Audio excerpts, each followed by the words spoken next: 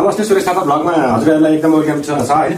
आज चाहिँ म कुखुराको छोइला बनाउने रेसिपी गर्दैछु। हजुरहरूलाई यसो कस्तो लाग्छ जानकारी पनि दिँदैछु। र छोइलाको आज मेरो दिदीबहिनीहरू उहाँ माइकी संक्रान्तिको उसमा चाहिँ आउनु भएको छ। त्यही भएर चाहिँ मैले आज छोइला बनाउने प्रक्रिया चाहिँ सुरु गरिरहेको छु है त गाइस। ल पहिल्यै भुटिसकेको छु हैन। अब हरियो लसुन र अदुवा चाहिँ यहाँ चपिङ गरेर पनि यहाँ यसरी मिक्स गरेर चलाइरहेको छु। त्यसपछि चाहिँ मैले यति गोलबाट चाहिँ उसको लागि चाहिँ छोइलाको लागि चाहिँ मेरो बुबाले चाहिँ त्यहाँ कुखुरा कुर्काउँदै हुनुहुन्छ हेर्नु है। यो कुखुराको चाहिँ आज म छोइला बनाएर खुवाउँदैछु है त। सबै सामानहरू चाहिँ यसरी नै रेडी गरेर पहिल्यै राखिराखेको छु। अब त्यसपछि चाहिँ मैले यसको प्रक्रिया अनुसार पकाउँदै जाँदैछु है त गाइजहरू। यो मासु चाहिँ रातो हुनेसम्म चाहिँ हामीले फ्राई गर्नुपर्ने हुन्छ। ठ्याक्कै घरमा चिउरा सकेको टाइम परेछ।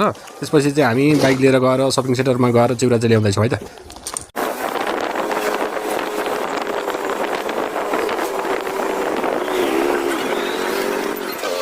ल गाइस फाइनली पसलमा आइसकेको छु। यो यहाँबाट चिउरा लिएर गएर हाम्रो पसलमा चाहिँ जानेछु है त। ल हाम्रो पसलमा आइसकेको छु है फाइनली। पसलमा पुग्दाखेरि त क्यारम बोर्ड म्याच भइरहेको रहेछ। यसो हेरेर पनि आइदिएँ एकलन मैले। यो चाहिँ छोरीको लागि यो ब्लक खेल्ने मान्छेको लागि यो चाहिँ मेरो मलाई अनि मेरो बहिनीहरूलाई त कागती पनि चाहियो।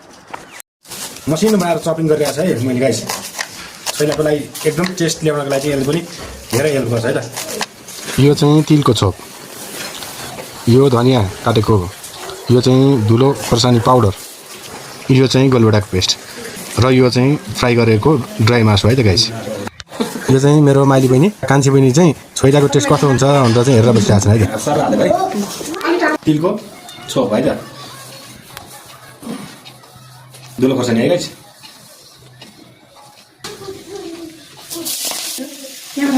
गोलभेडाको पेस्ट हालेर मिक्स गर्दैछु है त गाइस।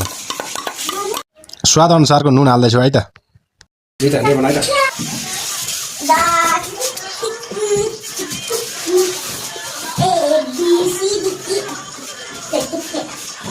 फाइनली मिक्स गर्दैछु। त्यसपछिको टेस्ट भनेको हजुरहरूले देखाउनु ल। अनि है त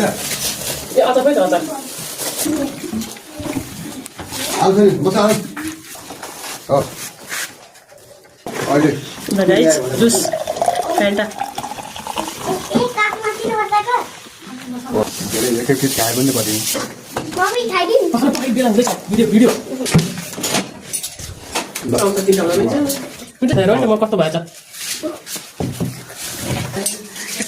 एक